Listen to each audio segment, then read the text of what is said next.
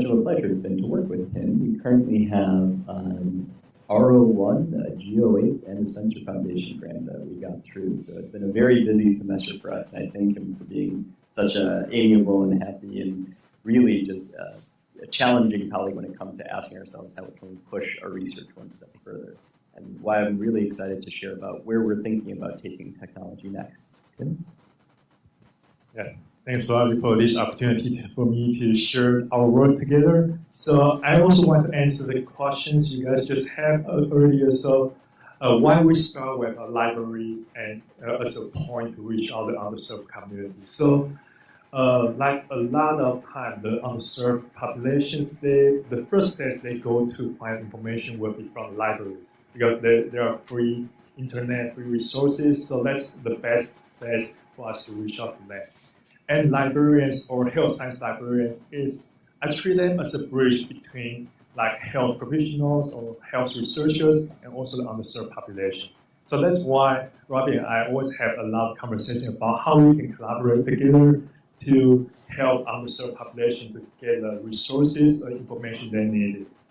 And we also talk about how we can better help health professionals to offer information on services for the underserved population.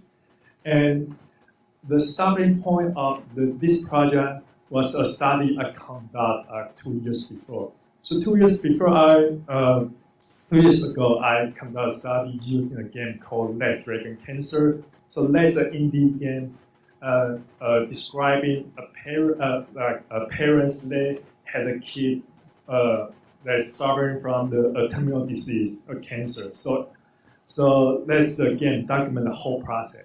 And in one of the chapters, so the players can take the roles, either being the service providers like doctor or nurse, or the parents like dad and mom. So they can go through the announcement process of the terminal disease for the kid. So like you can see the text here. So the first sentence the doctor or nurse has to say is like, I'm sorry, this is not good. So that's the process like, so either both parents and also the doctors, they need to go through the process. And I use that as again to train nursing students to know how they can show empathy to the patients. And the finding is kind of interesting because it shows that not if they are in health service providers' perspective, they show more empathy compared to in a patient's perspective. So that's completely opposite from what previous research study found. So that's why I want to start a next study based on that. I want to see how this virtual environment can help health professionals to better understand their role by being in the simulate environment, by in the simulation environment. So the advantage of virtual reality is that you can have simulate patient encounters. You can also collaborate with others in the simulation environment. You can also learn the structural competencies through this process. And you can also come up with different scenarios in the virtual reality without cost too much. And the project we propose is that we want to see whether what's the best approach to learn, like showing empathy and also showing to document social health information.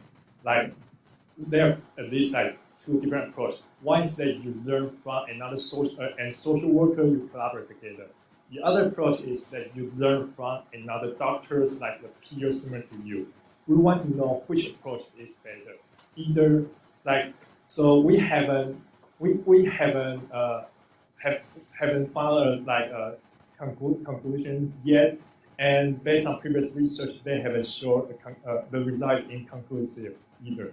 So right now we propose this project, so we are just starting building the scenarios for the game. So here we also want to see if anyone will be interested in creating a scenario for us. So we are have an open invitation for you guys to see what's the scenario you would like to see in this game, and what kind of training you would like to see in this kind of game. Yeah, so that's a short introduction of the game we propose. Yeah. Anything you want to add to? No, one of my favorite takeaways is working with different.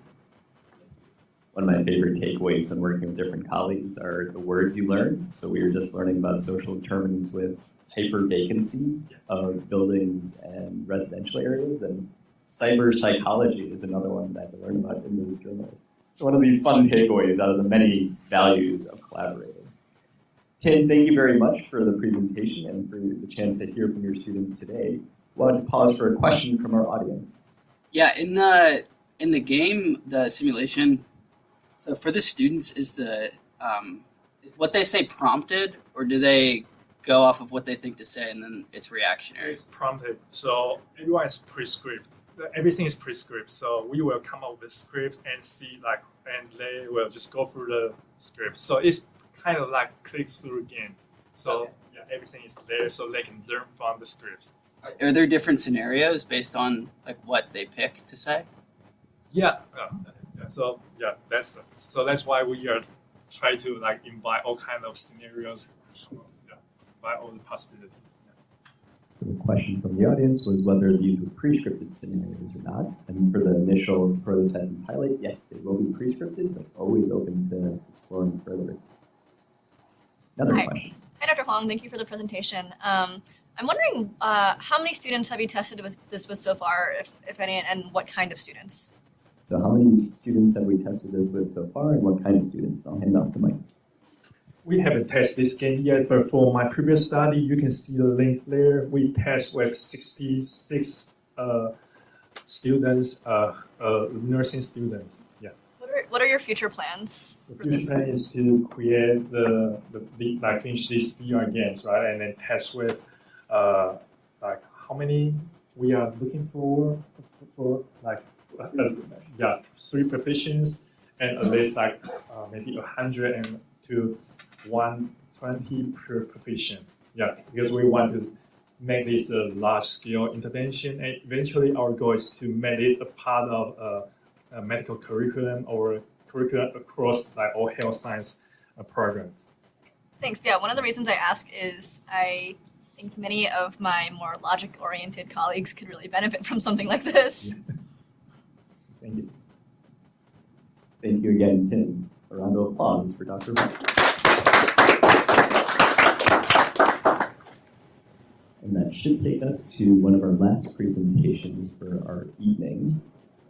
Appreciate those folks joining and with us on Zoom. And I'll buy a moment our chance to welcome our next presenters along with their external mentor, Anna Lee, joining us here. In a moment, hopefully not embarrassed, but congratulations, Anna, on your fellowship. If I haven't saw that, Thank you. Amy and Paul Soros Fellowship?